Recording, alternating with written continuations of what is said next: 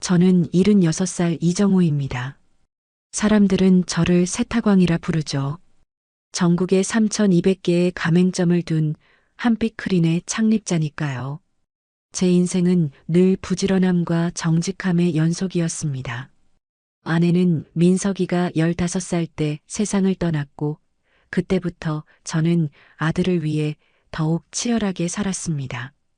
이제 은퇴하고 대표직을 아들에게 물려준 후 조용한 노후를 즐기려 했던 그날까지는 말입니다. 그날은 평소와 다름없이 회사에 들러 옛 직원들과 차를 마시고 돌아오는 길이었습니다. 서울 강남 자택 현관 앞에 서서 비밀번호를 누르는데 초록불이 아닌 빨간불이 깜빡였습니다. 다시 한번 눌러봤죠. 결과는 같았습니다. 분명 아침에 나올 때는 멀쩡했는데 말입니다. 이상하네. 손가락으로 턱을 문지르며 경비실로 향했습니다. 10년 넘게 알고 지낸 김 경비원이 저를 보더니 고개를 숙였습니다. 김 씨, 우리 집 비밀번호가 안 먹히는데 뭔 일 있었나? 회장님, 그게... 김 경비원의 눈빛이 흔들렸습니다.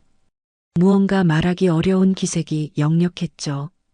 이제 대표님 지시 없이는 출입이 안 된다고 연락받았습니다. 가슴이 철렁 내려앉았습니다. 대표님이라면 민석이를 말하는 겁니다.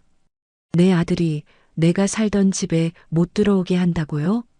손이 떨리는 것을 느끼며 휴대전화를 꺼내 민석이에게 전화를 걸었습니다. 민석아, 이게 무슨 일이냐?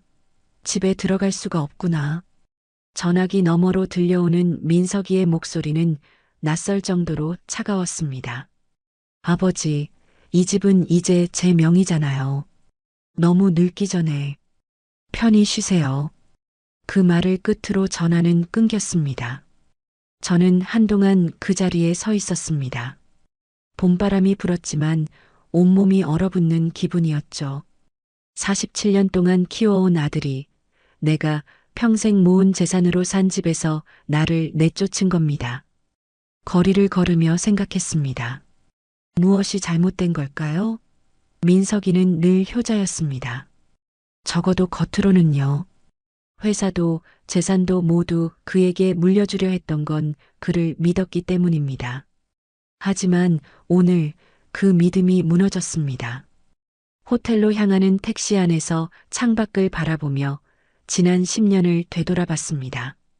민석이가 대학을 졸업하고 회사에 들어온 이후로 그는 늘 브랜드 이미지를 강조했습니다.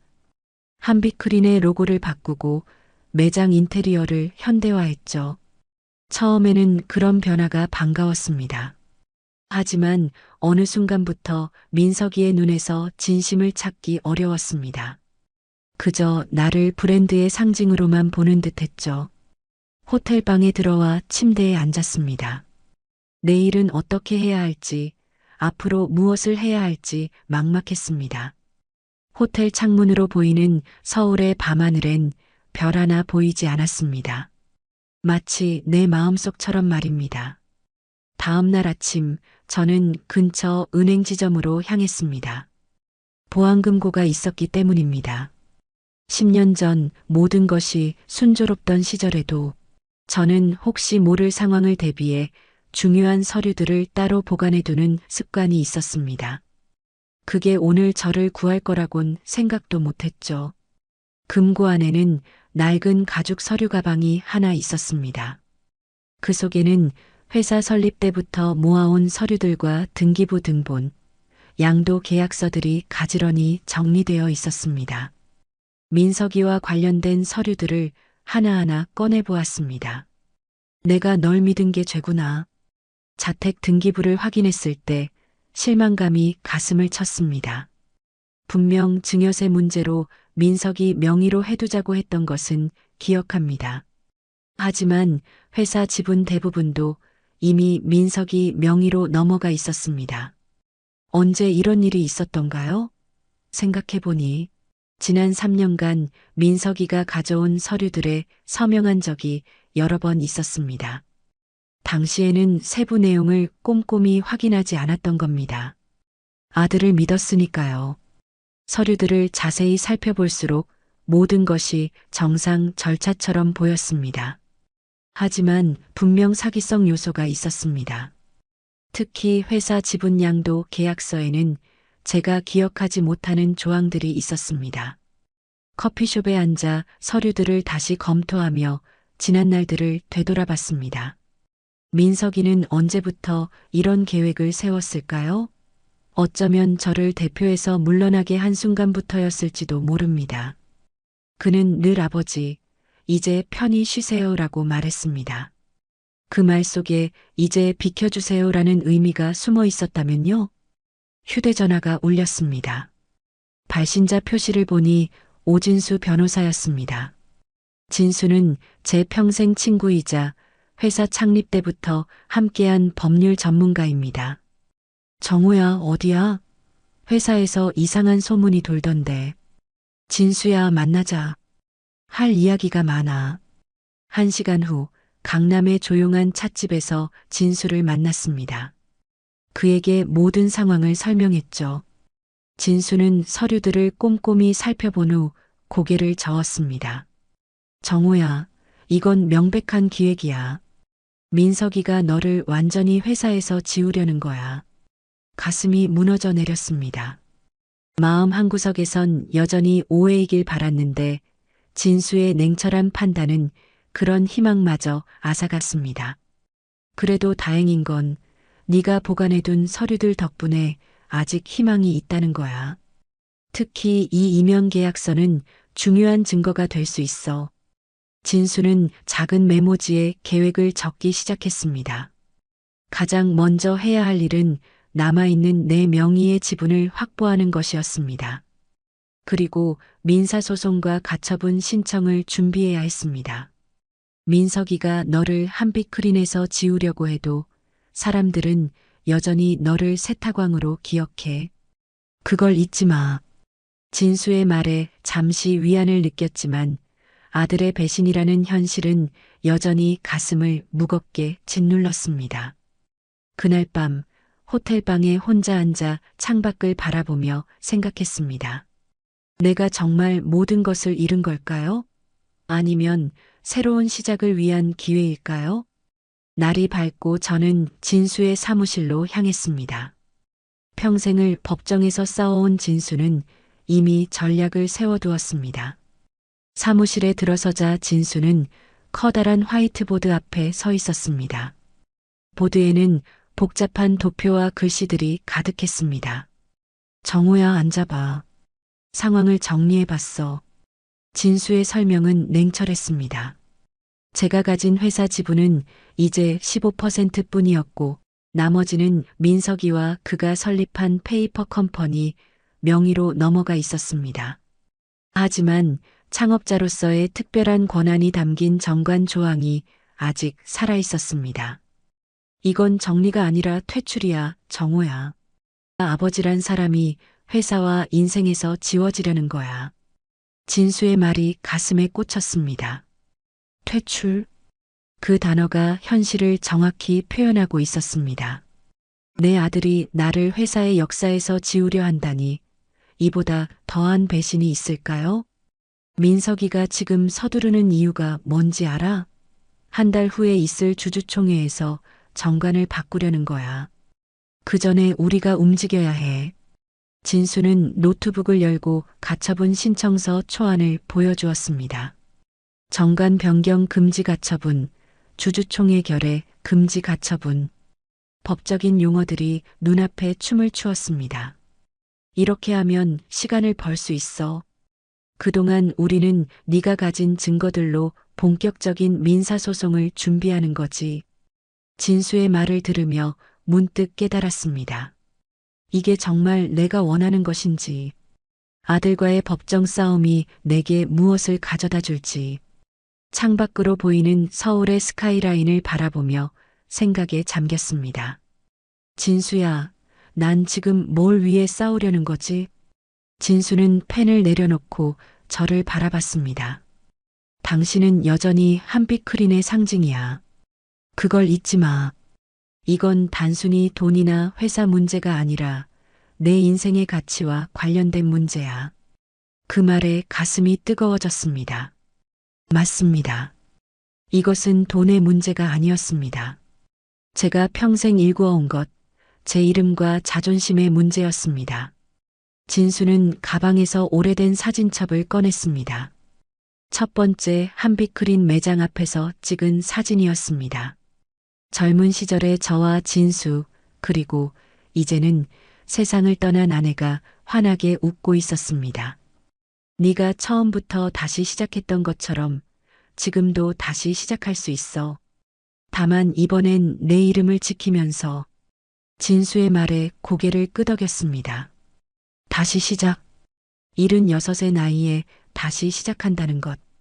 두렵지만 동시에 어떤 해방감도 느껴졌습니다. 내일 법원에 가처분 신청을 접수할게.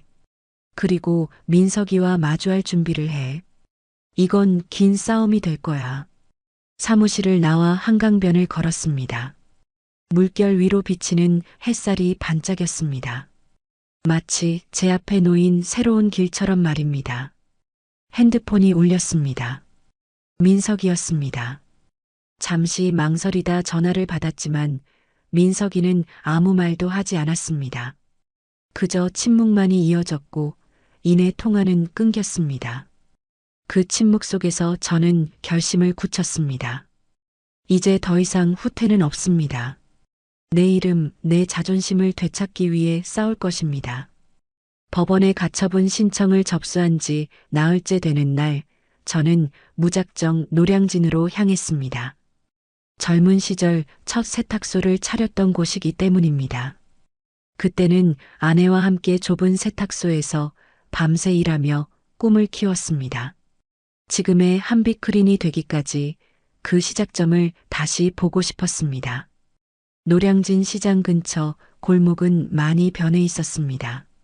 제가 세탁소를 운영했던 자리는 이제 휴대폰 가게가 되어 있었습니다. 거리를 걷다 우연히 작은 찻집을 발견했습니다. 다정이라는 이름의 그 찻집은 마치 시간이 멈춘 듯한 분위기를 풍겼습니다. 안으로 들어가자 나지막한 클래식 음악이 흘러나왔습니다. 구석자리에 앉아 차를 주문했을 때 낯익은 목소리가 들려왔습니다. 이정호 씨? 고개를 들어보니 윤정이가 서 있었습니다.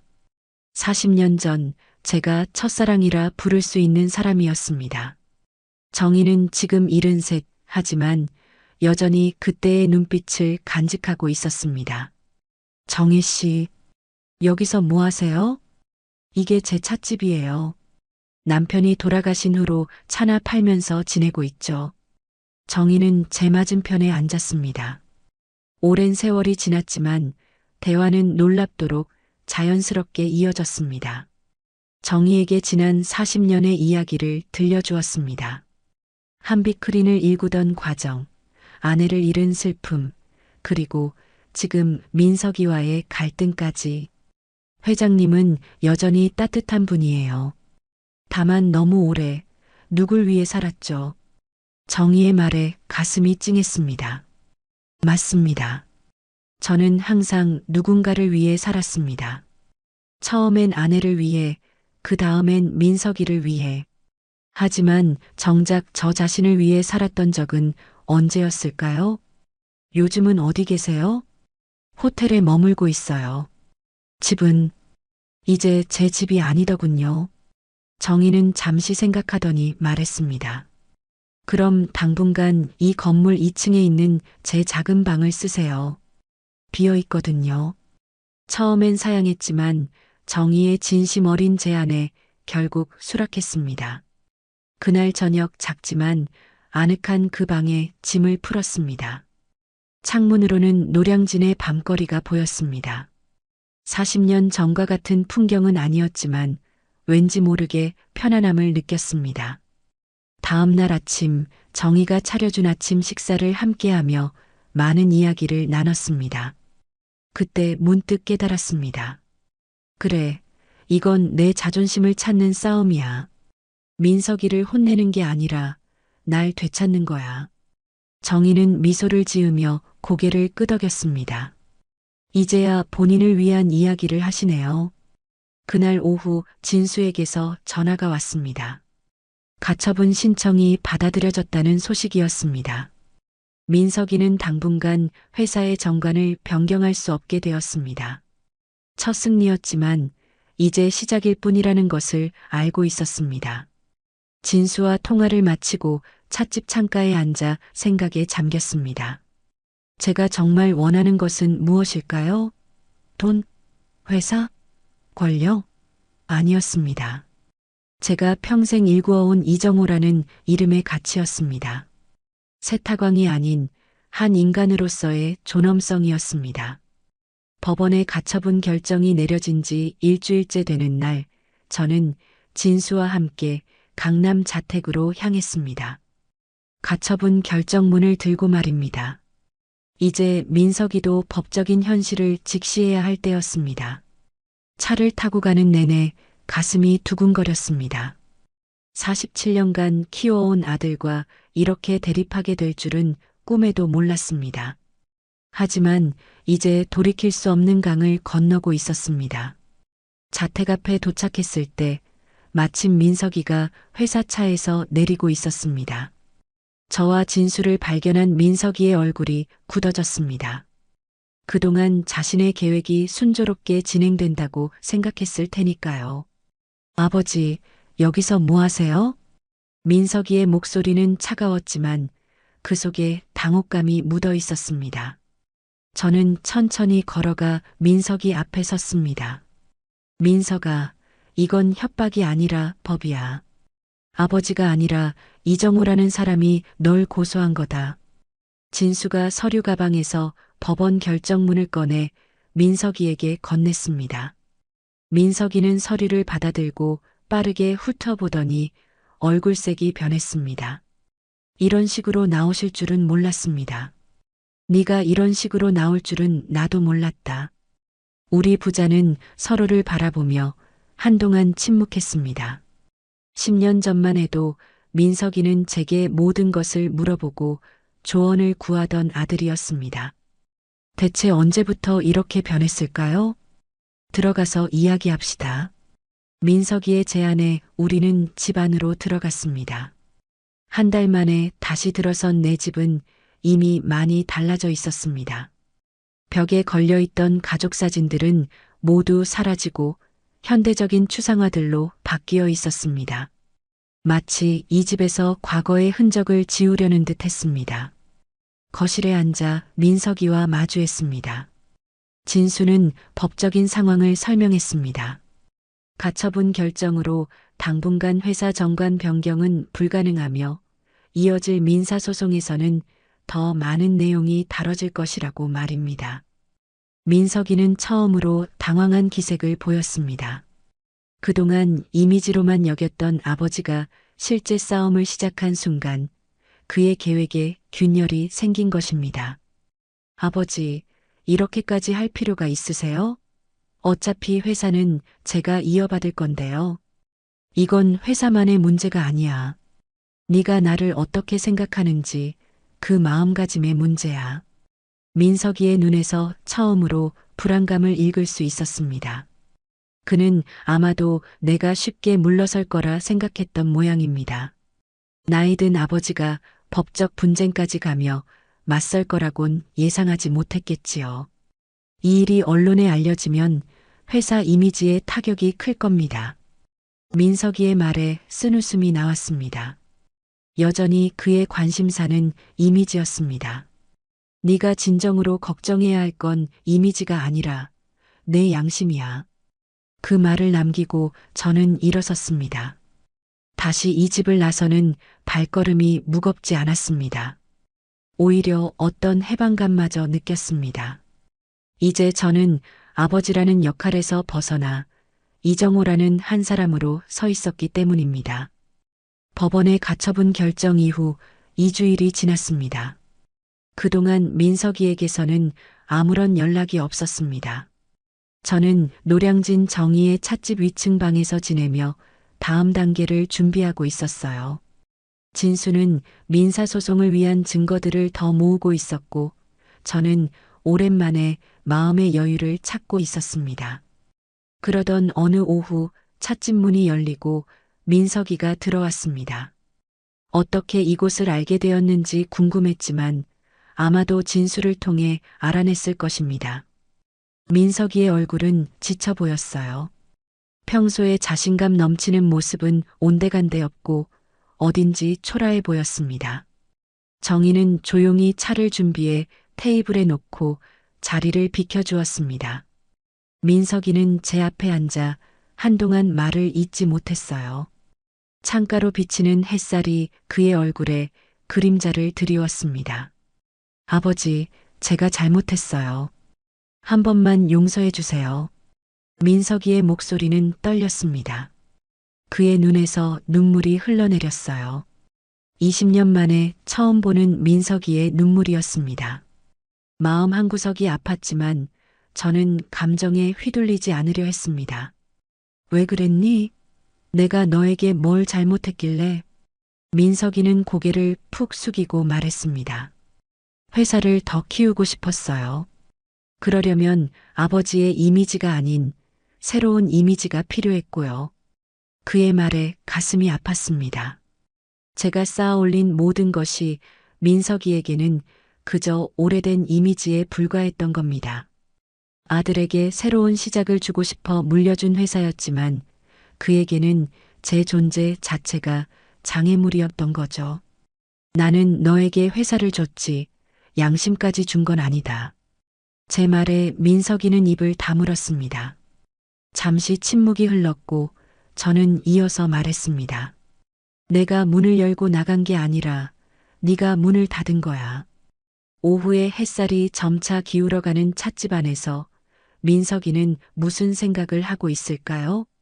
평생 자신의 성공만을 위해 달려온 그가 이제야 자신의 행동을 돌아보고 있는 걸까요?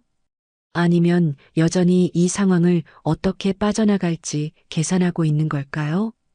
정희가 주방에서 세차를 내오며 상황을 살피는 눈빛이 느껴졌습니다. 정희도 무언가 말하고 싶어 하는 듯 했지만 이 순간은 오직 아버지와 아들의 대화를 위한 시간이었습니다. 어떻게 하면 되겠습니까? 아버지가 원하시는 대로 해드리겠습니다. 민석이의 말에 쓴웃음이 나왔습니다. 여전히 그는 거래의 관점에서 이 상황을 보고 있었어요. 내가 무엇을 원하는지 물어보기보다는 어떻게 이 상황을 모면할 수 있는지에 초점을 맞추고 있었습니다. 네가 진정으로 반성하고 있는지 아니면 이 상황을 빠져나가기 위해 연기하는 건지 모르겠구나. 민석이는 고개를 들어 제 눈을 바라보았습니다. 그의 눈에는 복잡한 감정들이 교차하고 있었어요. 아마도 자신도 그 답을 확실히 모르고 있는 듯 했습니다. 아버지의 마음이 이해가 갑니다. 제가 정말 잘못했어요. 무릎 꿇은 아들 앞에서 저는 복잡한 감정을 느꼈습니다. 분노, 실망, 안타까움, 그리고 여전히 남아있는 사랑. 모든 감정이 뒤엉켜 있었어요. 하지만 한 가지 확실한 것은 이제 예전으로 돌아갈 수 없다는 사실이었습니다. 민석이와의 대화 이후 한 주가 흘렀습니다. 법률적 합의를 위해 진수와 민석이의 변호사가 만났고 마침내 어느 정도 합의점에 도달했습니다. 민석이는 제 지분 일부를 되돌려주고 회사 대표직에서 사임하기로 했어요. 그리고 제가 원한다면 다시 자택으로 돌아갈 수 있다고 했습니다.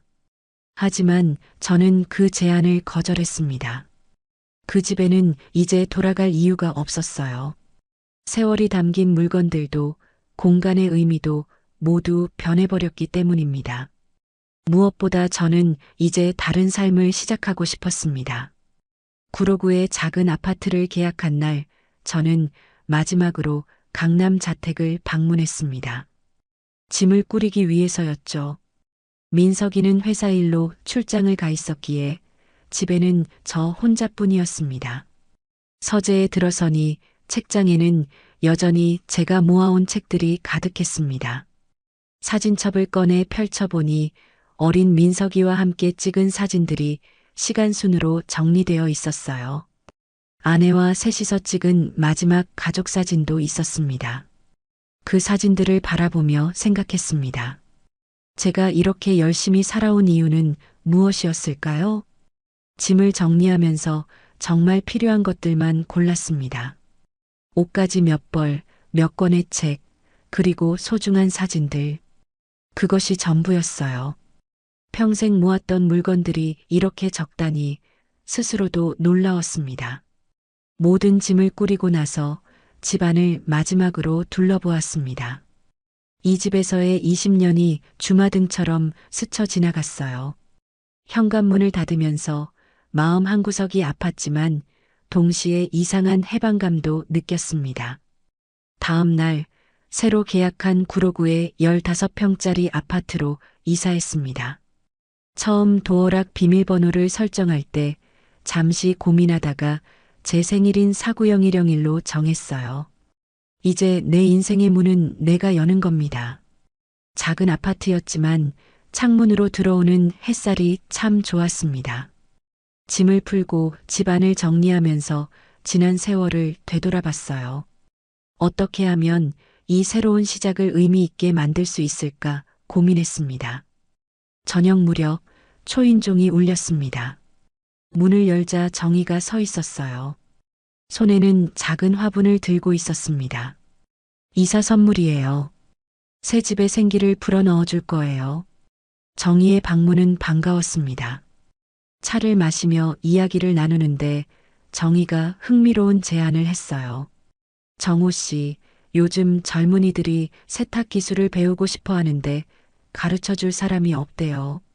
지금이야말로 당신의 지식과 경험을 나눌 때 아닐까요?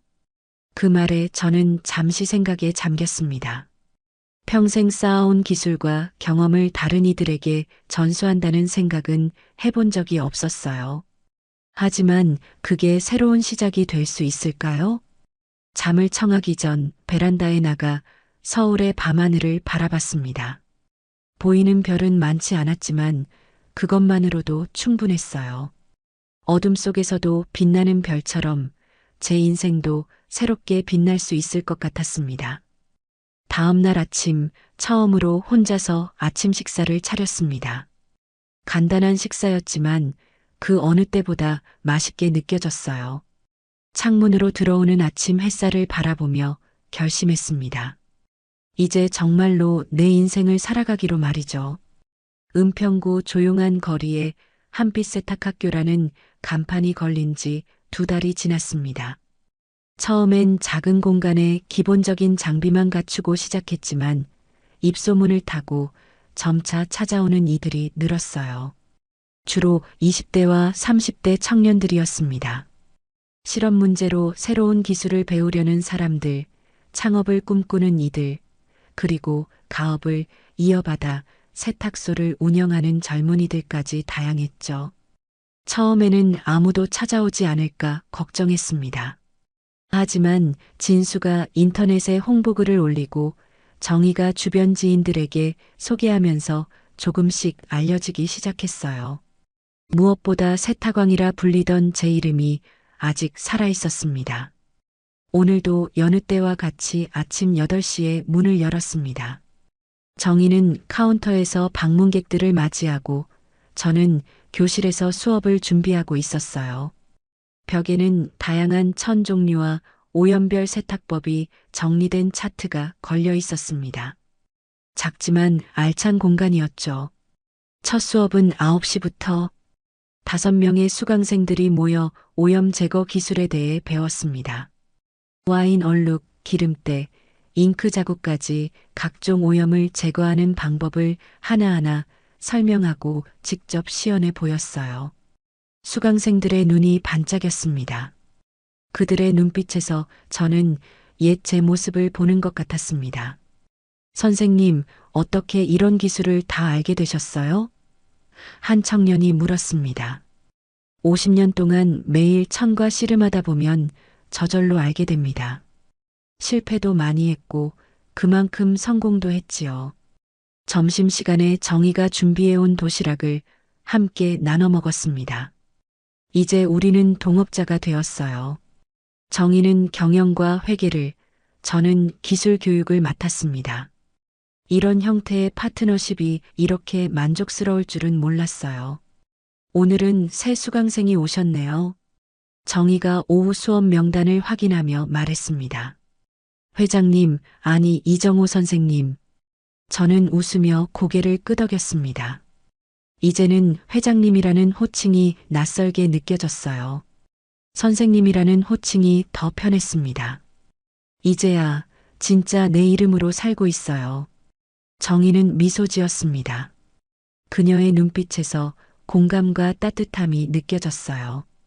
우리는 인생의 후반부에 예상치 못한 동반자가 되었습니다. 오후 수업이 끝나고 학교를 정리하면서 민석이에게서 온 문자를 확인했습니다. 그는 이제 회사 대표직에서 물러나 새로운 사업을 준비하고 있다고 했어요.